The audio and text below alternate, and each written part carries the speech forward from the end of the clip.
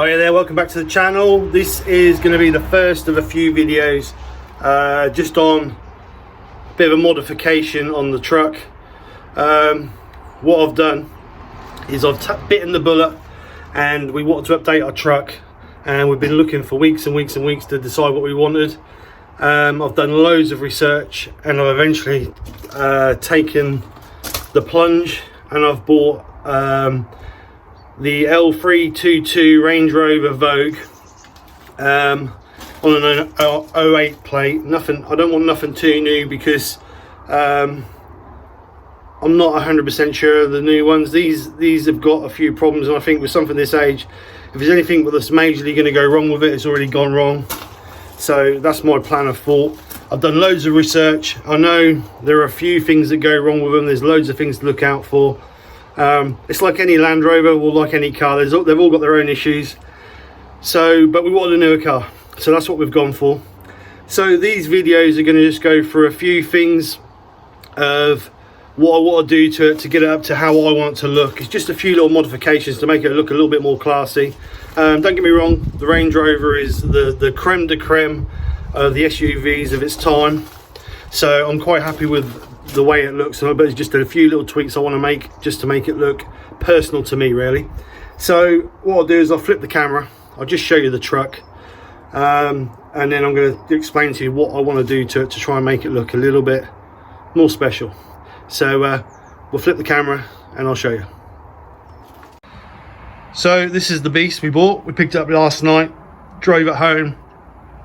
This is the first time I managed to get actually close and personal with it, to have a bit of a play and mess around with the inside and the outside, and just get to learn how, you know it's like when you buy a new car, you just want to learn all the different things on it and check things over and just make everything hunky-dory.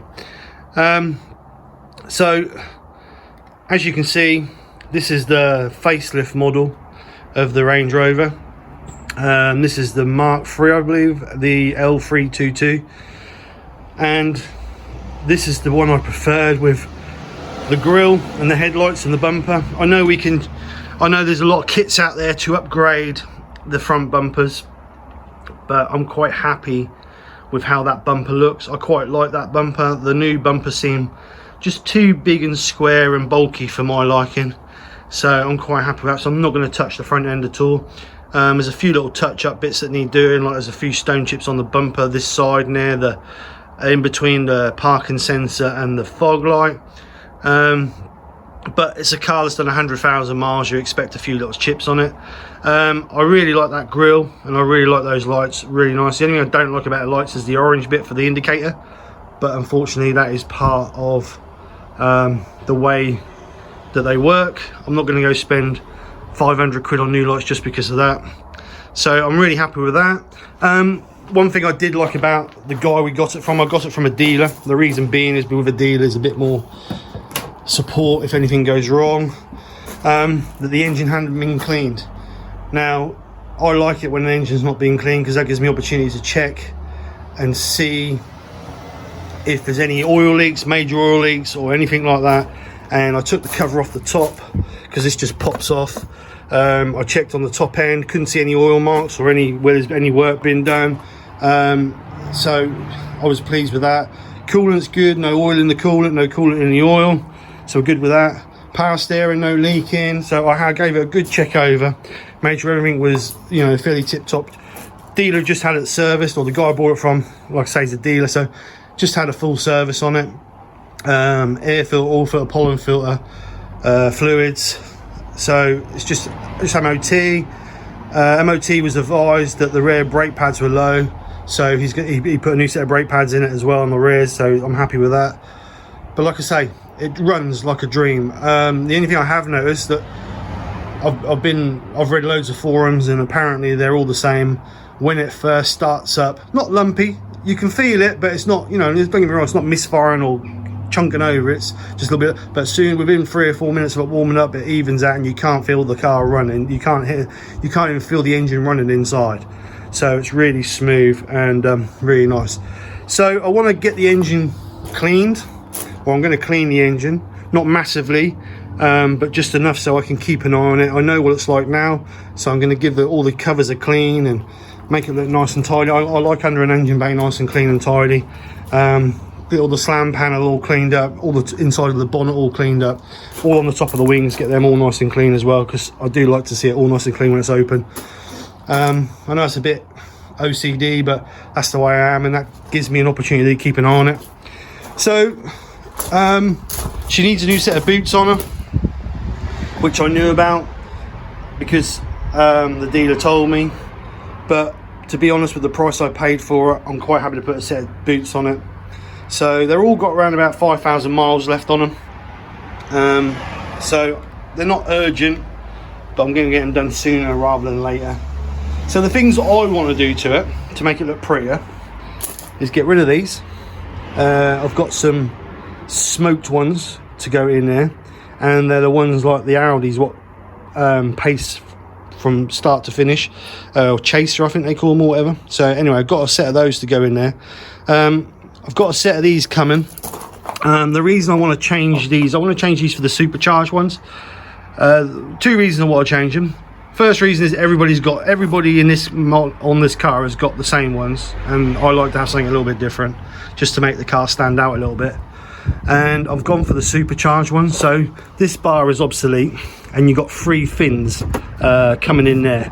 So, but what I might do is when they come, I might paint this bit here black, which will match with the top end of the car, and then this bit, the surround, colour code it to the car so it sort of blends in nicely. Now that's not a bad match because that's the silvery grey that Land Rover do, but if I can colour code it so it's nice and shiny to match into the car, that will look even better in my eyes. So I want to do that. Get rid of these for sure. I believe these are like stick-on covers you can buy, because if you look in there you can see the original mirror underneath. So get rid of those for sure. Not sure I'm going to have colour coded or whether we're just going to go for gloss black, but get rid of those for sure. Going to spend a bit of time cleaning these handles up because they're a bit water stained. I think with a bit of polishing they'll come up okay, but if not, I'll get a set of covers and put over them. There was a nasty scratch in that side when I went and looked at the car that had been done while the car was stood on the forecourt. And I mean a nasty scratch. It was like from front to back, and that really put me off of the car when I looked at it. And when I said to him about it, he said, well, I'll get it done. And the agreement was if it was done to a standard that I liked, then I'd have the car. And to be honest, you can't see the colour difference, and I'm really pleased how it's come. There's a little bit of polish that needs buffing off where it hasn't been polished off properly, but to be honest, I did put the dealer under a little bit of pressure to get the car done so I could collect it yesterday. So I'm happy to just spend a bit of time buffing up a little bit, so I'm happy with that. Rear end, I was going to change these rear lights to the supercharged lights, but I've changed my mind now because actually they're not as bad as I imagined, because when I went and looked at the car, you have in your head what they are, and I hadn't quite looked at them properly.